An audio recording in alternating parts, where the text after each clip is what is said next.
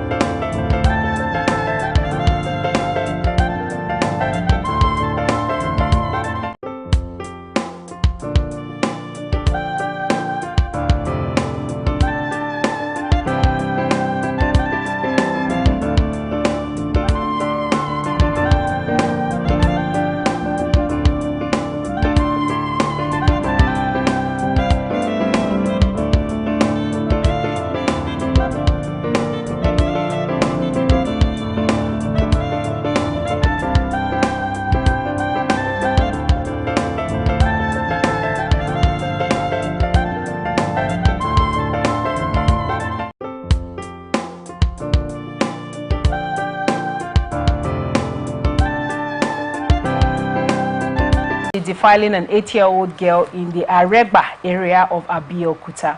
According to the police reports, the suspect allegedly lured the victim into his family's sitting room, instructed her to remove her underwear, and then sexually assaulted her. The incident came to light when the victim's mother, Olabode, was alerted by neighbors that her daughter was bleeding.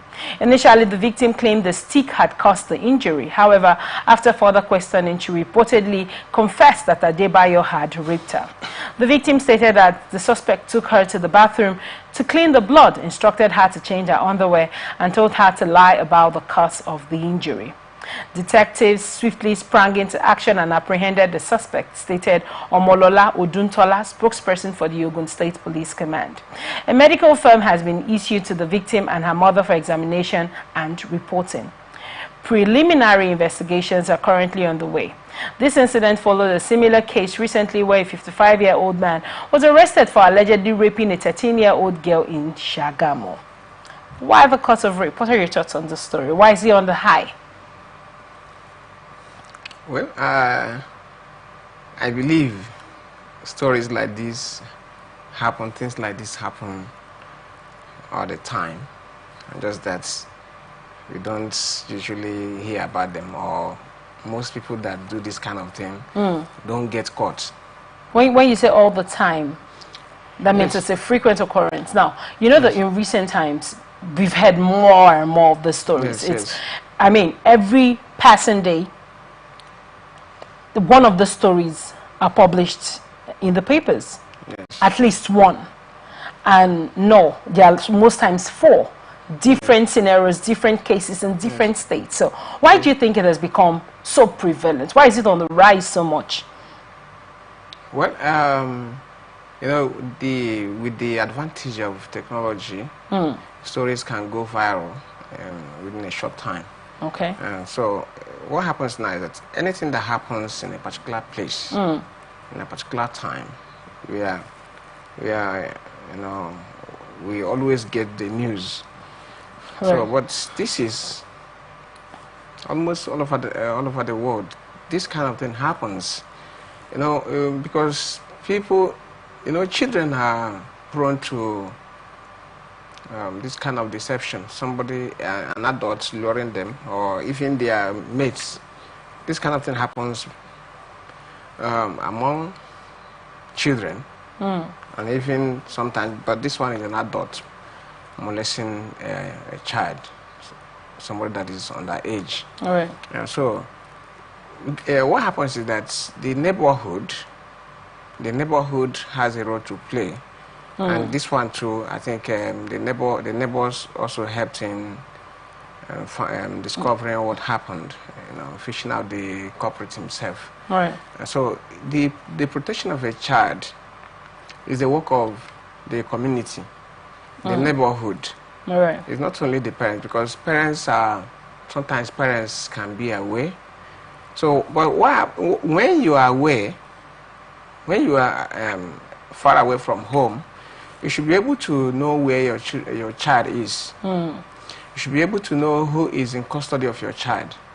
Anything can happen. All these things that happen, this is part of, you know, the natural world is violent. Anything can happen. People can do anything. You know, they can violate children. And you know, when you find yourself in this kind of environment, this natural world where people are moved by their feelings, you know what to do. You need to protect yourself. You need to protect your child, because you don't trust the next person. Yes, now, the next person. Now, when back in the day, when we were growing up, 15, 17, few people wanted to explore a little bit, right? Yes. Few people wanted to explore a little bit more than other people would want to explore at that time.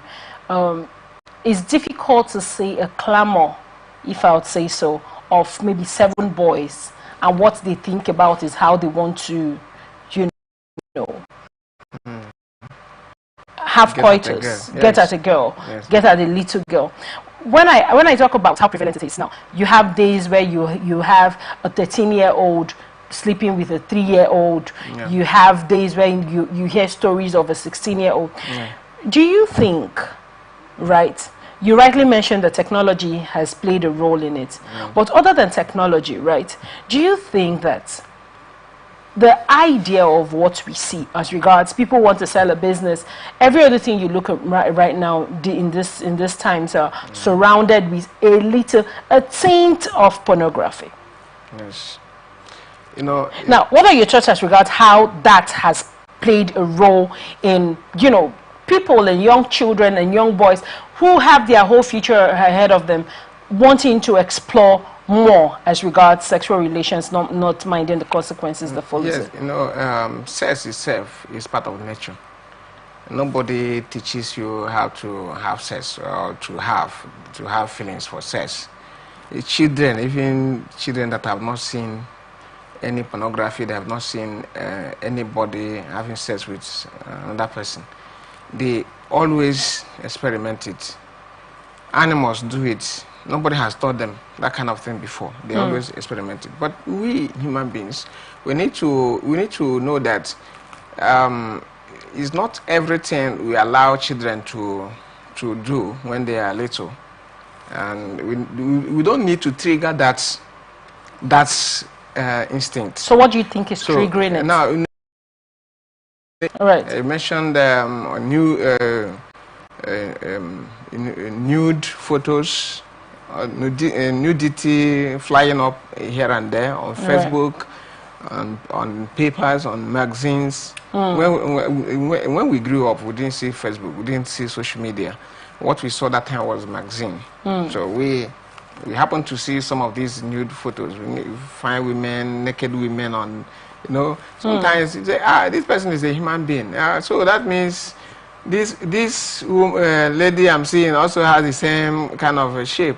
So you want to experiment. This is nature. So what happens is that we try our best not to trigger that desire from people. Take that kind of movie away from children. When you have sexual scenes in movies, so most parents advise their children to look away, or they put it off, or they go through the movies they watch first before the children start watching. Enjoying. So if not, if they keep watching it, something will surely happen, because they are human beings. You cannot take it away from them, but you have to help them, discipline them by taking this kind of things away from them when they are little. Then when they grow up, when they have matured, when they are mature enough, they can. It's nature. God allows it. Right. Now let's hold on to the thought of mature enough, because I want to ask you something else. I want you on one hand to tell me your thoughts as regards when mature enough, when you think children are mature enough. Now, that is on one hand. On the other hand of what I want to ask you is, we're in a society where everybody is trying to make their children become used to technical gadgets, as it were, because it's evolving, right? We have the internet, we have different modes of communication. Some many schools, as it were, usually say, we want to send you guys your assignments on your email, right? Yes. Now, so many parents to the idea of, let me buy my child a phone. Some people buy these phones for fun. I want to buy my child a phone so they would have a phone to, you know, chat with their friends. And certain measures which are meant to be put in place as regards giving a child a phone, for certain parents that are not aware, do not put in those measures. Now, what I want to ask you is, on one hand, I just previously asked about the age where you think a child is grown enough. What age do you think a phone, as it were, should be given to a child? When do you think parents should say, okay, this child... Say a child can be given a phone to use. My thought is as regards giving a phone to use unsupervised. Yes, that is good. Now, you can supervise them from the time they are born. I watched a movie, I watched a video clip where a child was, that moment the child was born, the child just saw the father using a phone, carried the phone from the father. I don't know whether you have watched that video. The child was giving birth to. The child picked the phone from the father and started operating it. So what does it tell you? That these children are born into technology. This is their moment. Right. This is the time they have to use it. So from the time a child is born, he's free to use phone. But he's not free to use any application of the phone. He's not free to use the phone unsupervised from the time he or she is born. You know the point of what I'm trying to get you. When you pick up a phone, you have a phone. I have access to a phone. You have access to a phone. Sometimes you're on, you're just online. Say you want to go social media binging, and you're scrolling to maybe Facebook, YouTube. Now, there are certain sections of a video that you did not even click on will pop up on your feed, right? So now, when you give a child a phone unsupervised, do you know that leads them to access to such videos? Yes, the child can accidentally, see a phone, see a video clip he's not supposed to see. Right. Especially on social media. Right. This is where these kind of things happen all the time. So what happens is that if you take a look at the law they recently passed in Australia, I think late last year, was it December, they passed that law in Australia, that a child is not allowed to use social media until 18. If you're under 18, you cannot use the social media.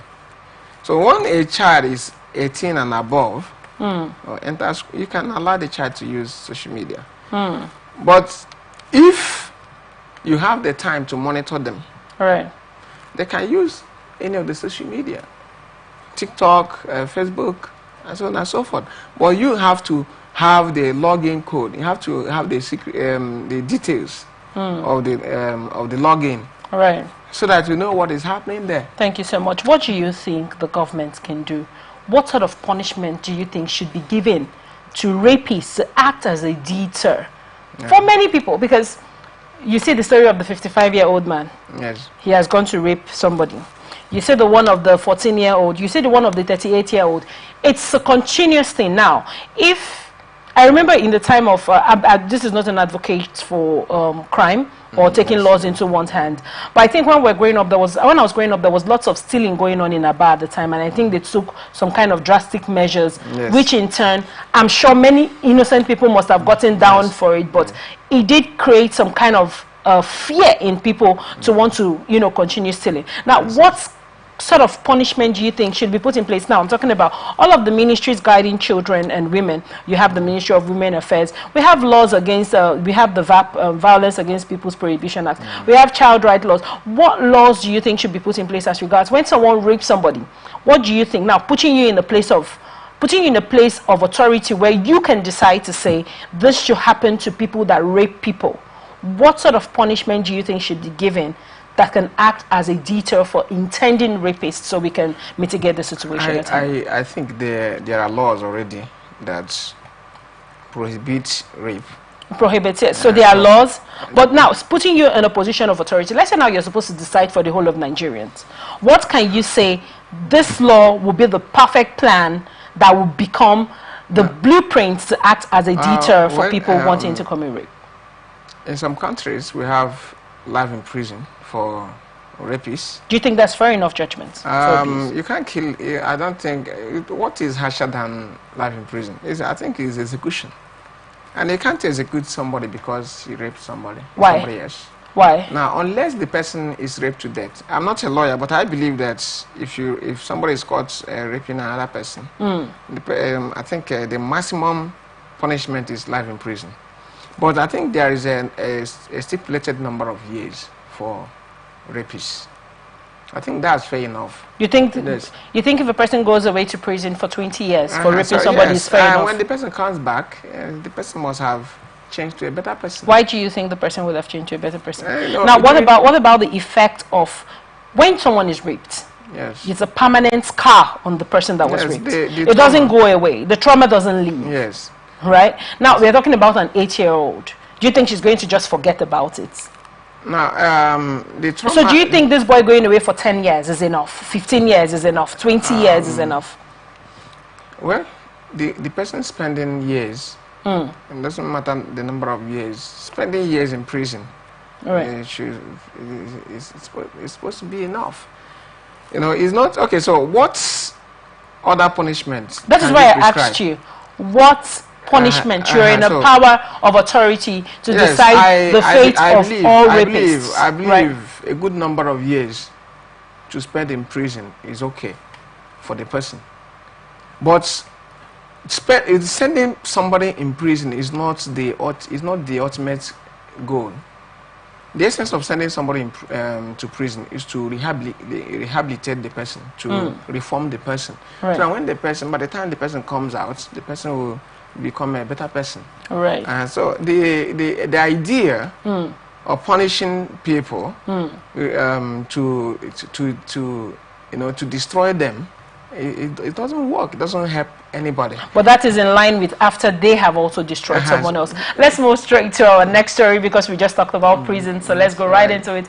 Acting Controller General of the Nigerian Prison Service, NPS, Sylvester Ndidi Nwakuche, has addressed key issues impacting the welfare and management of inmates during his maiden meetings with senior officers.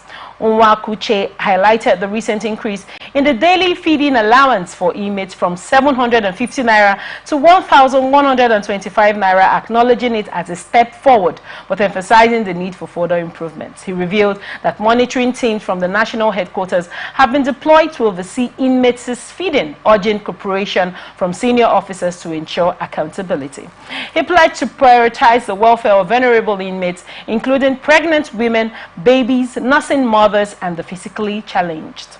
Plans are underway to expand classrooms, enhance vocational training centers, and foster public-private partnerships to sustain reform and rehabilitation efforts.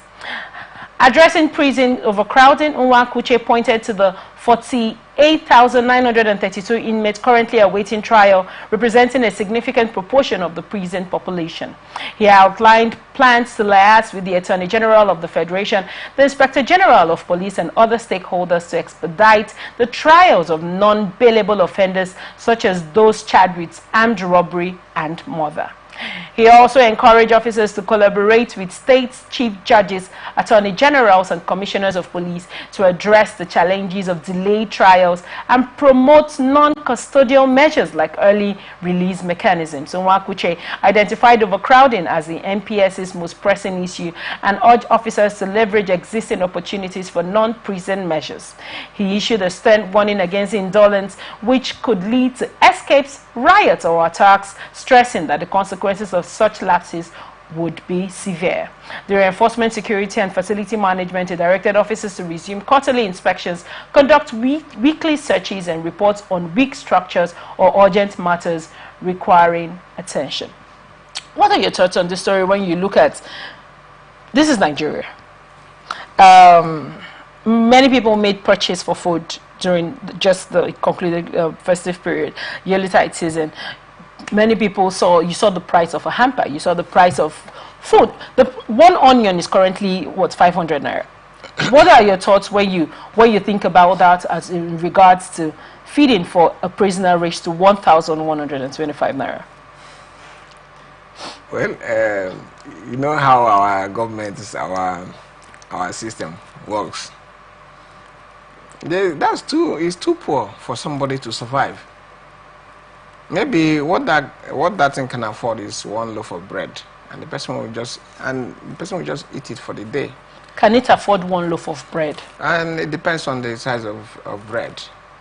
There is kind of bread they say 300, 500. That's what it can afford. Then, but that is not enough to sustain somebody. Somebody should not die in prison because he committed an offense. The essence of prison is to make people better, just like we discussed before. Right. But the issue of overcrowding, I think they need to reorganize that. They need to do something about it, because many people go to prison for just minor offenses. It's not everything that happens you pick somebody. Now, what does that say about our justice system? Well, I don't have to say much about our justice system. The justice system, the Nigerian masses believe that the system is not really working, because so many people that committed a lot of crimes are walking free today. So many people that are innocent are in prison today. So they need to do something about it. If somebody commits a crime, stealing, if some people are in prison because they stole 5 naira from neighbors or from anywhere. Remember when they used to burn people in places like Aba because the person stole a phone? But many people are stealing bigger amounts of money. Many people are stealing public funds.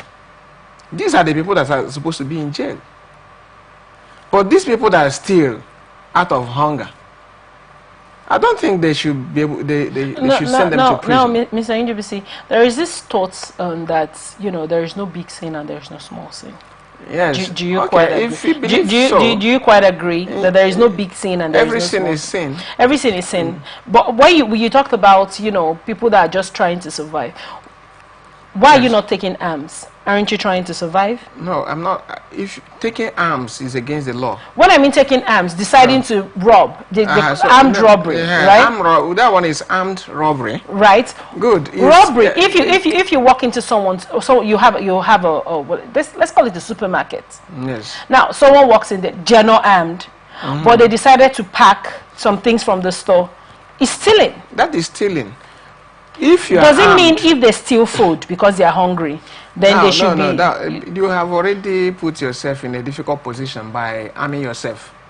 Whether you rob or not, if they catch you, you go to jail. All right.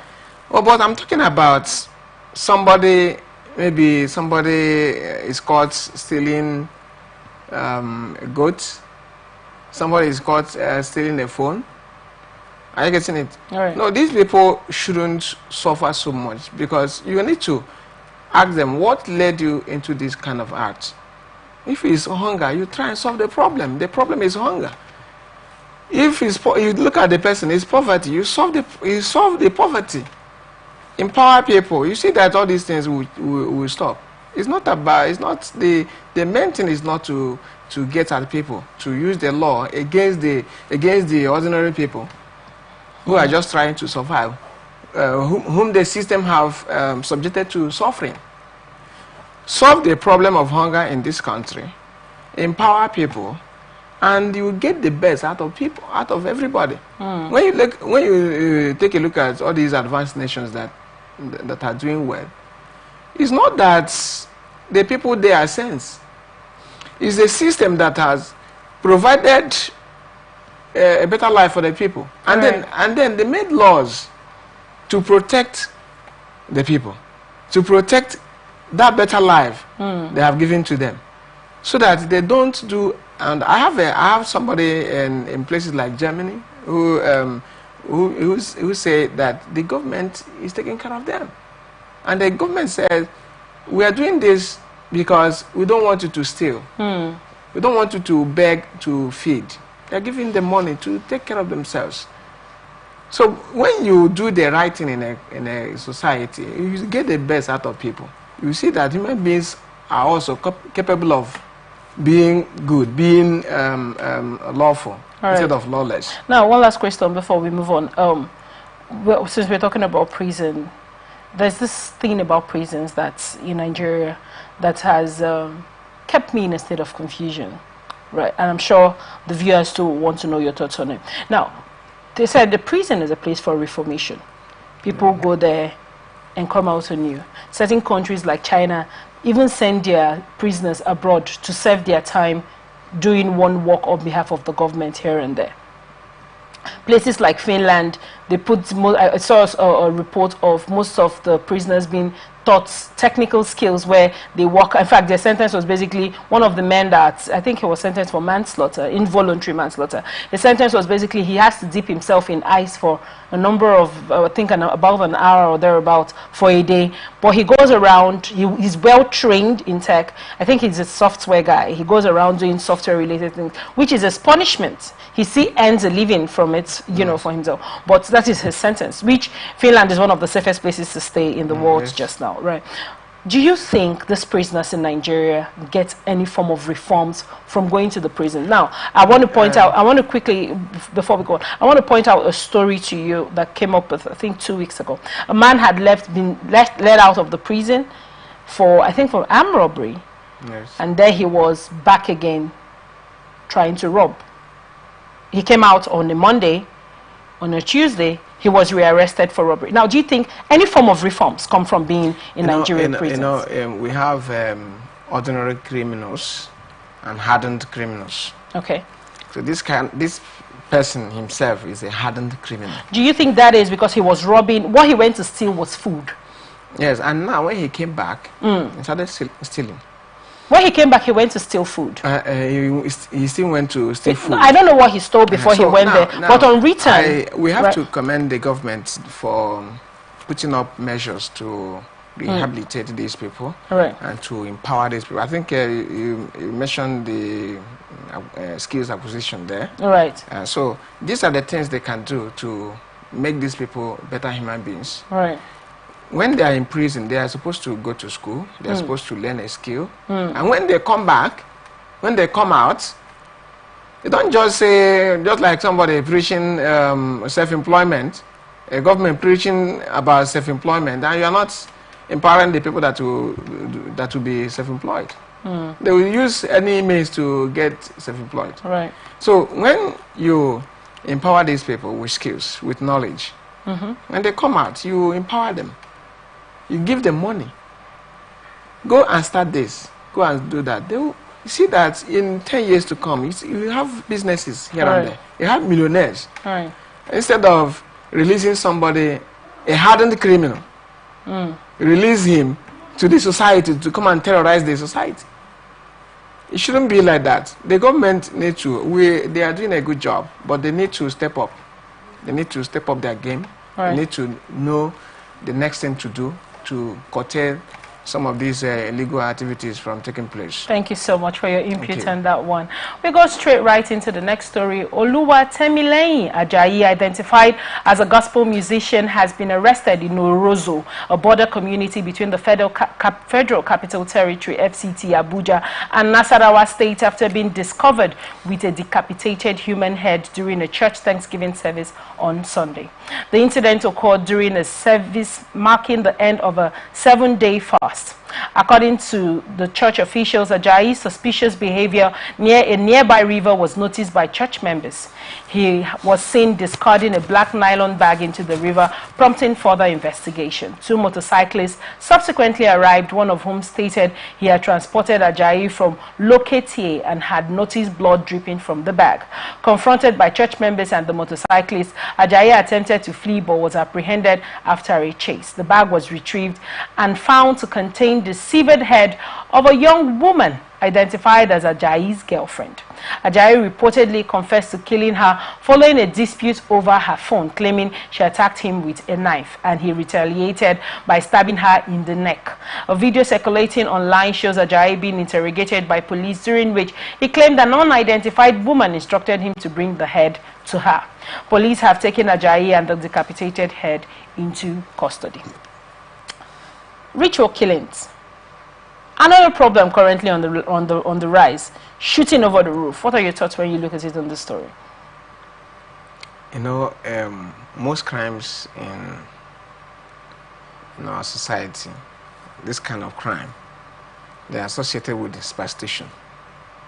When somebody believes that if he kills a fellow human being, money will just start flowing into his account or into his room.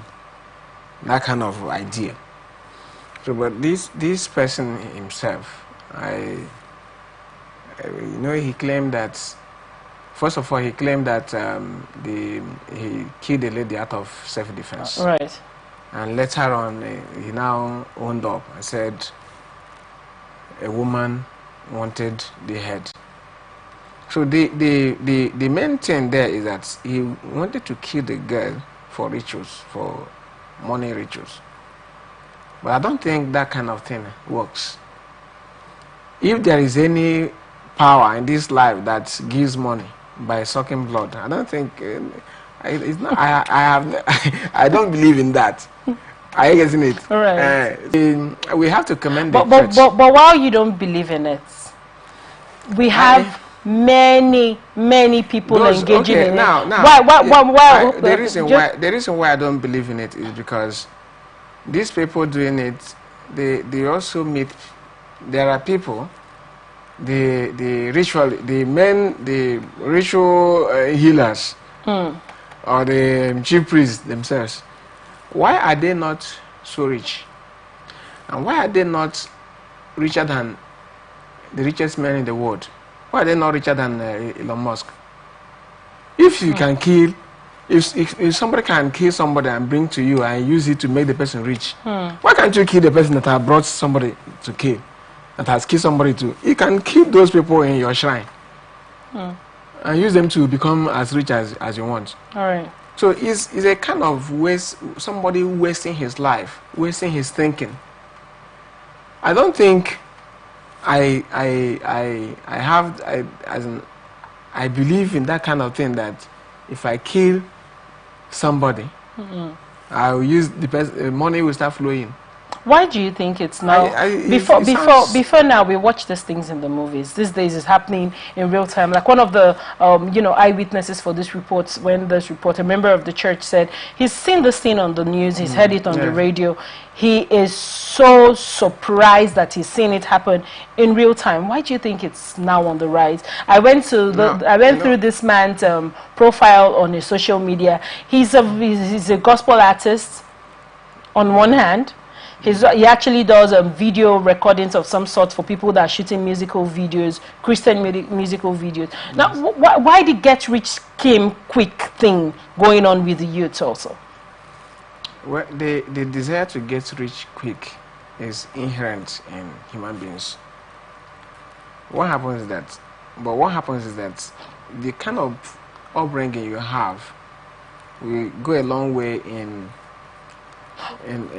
making you. No, Mr. Indibisi, you said get rich quick scheme is inherent in human beings. Yes. I want to take take you a lane back from my time of growing up. Then many parents worked with civil service. Many parents were contented with what they got from farming. Yes. Many people were happy that they could sell their fish and get proceeds for it. Many people were just happy to be alive. Yes. Why has all that changed? And even at that time, if you offered anybody the opportunity to get rich quick, even though it was not real, the person would be attracted. That is the natural reaction of human beings. They will but now the orientation you have, the kind of training you have as a human being will help you to begin to scrutinize that thing. If I do this, how sure am I that this thing will work? If I pay for this thing, that's why many people succumb to forests, MBA forests, and so on and so forth, because they wanted to make money, quick money. It's not that they were fools. They had money to throw away. They wanted to become rich, better their lives. Right. But they didn't know that kind of thing. They have after effects. All right. I want to take you down to something else and get your thoughts regards. I'm sure I and the viewers really want to know this for a fact. When you look at femicide. Yes. Right, it's been on the rise. Now, has there ever been anybody that has rightly been convicted, in a way that we just talked about rape and convictions? This is plain real-time murder, right? Has there been anybody that has been convicted? You hear about someone stealing a fowl and an egg and being sentenced to death by hanging. Now, we're talking about people that have openly confessed in front of a camera. There was one story about a girl that went to look for a job and she was killed by the person that, dragged her in. There was one around NTA Road, just in Port Harcourt, even though they claimed the guy was actually caught with the body of. All of the stories of all of these killings, why haven't there been a conviction? Well, we have not really heard about the conviction, but I believe that in many countries, if you kill someone, you're not going to walk free. Why is the case different? Why do we have our society? Why do we have this now? This case, you see, this has happened. Yes. It's pretty amplified. Yes. Everybody is terrified. Everybody is really pissed off with this situation. You give it a few months and it died down. You don't hear about if the person went off, if the person is still, everything. Why do you think we have that? Why is there no follow-up on this? The judgment process of all these cases, they don't really get the public involved. So it's high time the justice system, the judiciary, it's high time they started relaying the information to the public. Let the public follow the legal process, the judgment process, how the person has been convicted, so that they will now people will now begin to have faith in the system. Because we believe now that some people, we heard their stories years back, that many of them have been set free. Okay, if they have not been set free, how do we get convinced that that the law has caught up with them? Has there been any news of their conviction? Is there any time that somebody has visited them in prison? We need to know all those things. So they need to, we are still evolving. Nigeria is still a work in progress. So how old are we again? How old are we? The democracy and society is not built in a day. Rome was not built in a day. So it's a constant work in progress. You keep working at it. You keep improving it until it gets better. Even American democracy, people are still. Yeah, that's why from time to time, people are bringing up bills, laws to add to the constitution, to make the constitution better. Now, do you think that because there are no open and known convictions for people that commit such offense, and I don't want to put this under the umbrella of rituals now. Rightly said in the news, as that when we were taking the news for transition, we did hear about a syndicate, a dark market for organ harvesting. Right now, taking away from all of that, do you think that because people don't know, like you and I, and like the viewers, we don't know the follow-up stories, the follow-up sentencing for these people? Do you think that has made other people feel like even when I do it, I'll be able to get out, or I'll be able to pay my way, or I'll just be in prison? Do you think that has, further bolstered the minds of people that nothing will happen at the end of the day? And made this, continue. Most people that have that kind of belief, they have connections. But the law should be able to work for everybody, both for those that have connections and those that don't have connections. Right. So, and the law should get at anybody that commits a crime. It shouldn't be there shouldn't be an exception for anybody. Right. If somebody, if the son of a president commits a crime, the person should go to jail for it. Thank you so much for your insight on that one. This is where we wrap it up on this episode of Atlantic Society Watch. Thank you so much, Mr. Indubusi, for always gracing and dropping great insights on this story. You're very welcome. We're open for advert placement, news and events coverage, personality, society and political interviews, product, service promotion, and commercials. Remember to connect with us on all our ATN socials on Facebook and YouTube, Atlantic Television Network, on Instagram and TikTok, Atlantic TV Network 1, on Twitter, Atlantic TV Net. Watch us live on our website, www.atlanticnetwork.tv. Remember, peace and unity are the pathways to progress. Thank you so much for watching. I am Otaria Benjamin. Please stay with us.